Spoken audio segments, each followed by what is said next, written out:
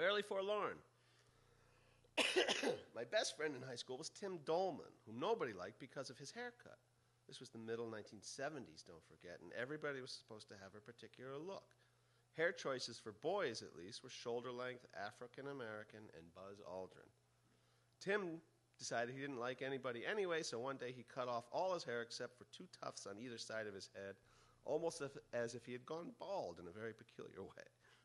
He was a mean guy before he made this decision, but as soon as I saw his new do, I decided that I would try for the first time in my life to make a friend. Few were as surprised as I was when the guy known as the guy with no known friends suddenly had one. From Tim on, socializing became easy. Because he reminded me of my great-grandfather Emile, and because Tim also thought plaid was very cool, we both started hanging around with Ed, the screamer, Boynton, a guy who dressed in hunting clothes year-round, a guy who either screamed or whispered, nothing in between. Before I knew it, I also found myself with a girlfriend, sort of, Elaine 6. The coolest kid in high school, she was the leader of an all-girl, all-ukulele punk band called the Tours. None of us had any idea what that name meant since there were 4 of them in the band, so one day I asked her. She told me that at first there had only been the 2 of them. She also told me that she had to masturbate often in between classes, 3-4 times a day. Love by numbers. My first real date with Elaine was to see a band she was in love with, Nixon in Hell, a fake Mexican ska band whose musicians dressed up as devils and drunk, except for the lead singer, Nixon. Elaine said, I don't love people, other people. I love bands, not even music, and certainly not the so-called musicians in these bands, but the bands themselves, what they are or would be on their own if they didn't have people in them, if they didn't even play music. Do you get it? I didn't and tried to shrug, but Elaine put her finger to my lips, stopping my words, stopping my mouth. It's got to be yay or nay with me, Nat. Digital. Fuck analog. This guy is finding himself really double-faced gawker. I read in the paper recently that my friend Fred died. His real name? I have no idea. His gag? Hard to pigeonhole, but at least partially describable. He envisioned himself as a self-appointed commissar of behavior, a kind of magistrate of decorum, a high sheriff of protocol. Or, as he described himself, a superhero. The world's only real superhero, in fact. Although I knew others, I never mentioned them to Fred. Nights he wandered New Haven streets in an old bellhop's jacket with World War I flying helmet and goggles. He wore a broken radio headset, too, but that was just for show, to convince people that he was also high-tech. If he met someone he considered tasteless, tacky, or simply dull, he'd issue them a citation, lecture them on style and panache, which he invariably pronounced pan-ache. People usually laughed, though you could tell from the bruises on his face that many found him disturbing or maddening as well. I had more tickets on my record than anyone else in New Haven, and Fred often threatened to clamp the boot on me if I didn't pay up.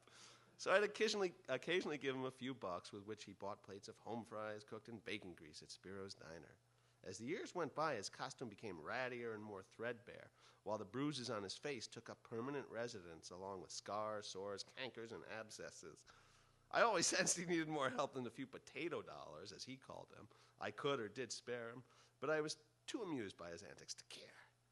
When I realized that he'd die, I realized in pain how little of the human I actually possessed. Not surprisingly, the next chapter is called Hitler in the Strangest Places. My high school civics teacher, Mr. Bunting, was recently arrested for corrupting the morals of 2 teenagers, and when I read of his arrest, I felt compelled to visit him. Not expecting him to remember me, I was surprised when he calmly said, "Greetings, Nat." The old professor was wondering if he would pay him a call. Bunting always referred to himself in the third person and had adopted the air of an intellectual Ivy Leaguer who had forsaken a high-powered career for educating the masses. We all knew he had barely managed an associate's from New Haven Vocational Technical in the radical 60s. He'd always looked as if he were wearing a toupee, even with a full head of hair, but now mangy patches of gray sprouted randomly over his skull. At most a thin fellow when I knew him. These days, bone-stretching flesh on his face looked like a host of porcupines trying to tear out of a skin sack. Oh, yes, Nat, you are quite a charmer. Do you remember your comments concerning the balance of power in our government? Something about Edison's wax cylinders, wasn't it? The old professor never understood that one, but he chuckled merrily after hours, he assures you. More confused than ever about why I'd come to visit, I asked how he corrupted the teens. You know the fashion, eh? What? Why else pay a call on the old professor unless it were to verify your suspicions? You were his favorite student because you always proceeded through deduction. The old professor deduced that. The only time you skipped class was when he showed the death camp reels, remember? I can't say I knew what to say to that. All of a sudden, spitting, he asked, and will you be attending the trial? Guess becomes law. Well, I guess I could have been a boxer, it turns out. This one is hard for even me to believe. I knocked out a guy on my first, last, and only time in the ring. Czech Wolf got me into boxing because he said it's cerebral, philosophical, and poignant. Czech had spent junior high stoned reading Blake. Then in high school, he'd done, as he said, Milton. All of it and all alone. Cerebral, he said, because the mechanics of pugilism rivaled those of planetary orbitals. Philosophical, because each punch carried with it meaning far in excess of physical force. And poignant, since each bout had a distinct resolution. A specific winner, a specific loser. Unlike life.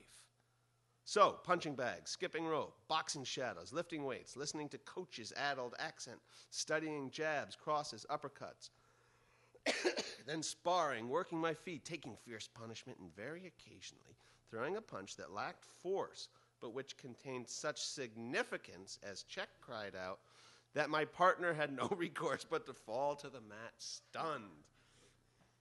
My first real match against Bruno Latour de Course.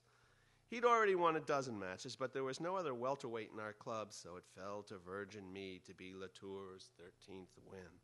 We all assumed I would be mat meat sometime during round one, so when the bell rang, I was more shocked than anyone to find myself cannibalized by some internal demon. I don't remember the bout. Bell, then blackness, then Latour flat. Vicious beauty, Coach sobbed. Significance, Wolf howled, and the club to a boy nodded.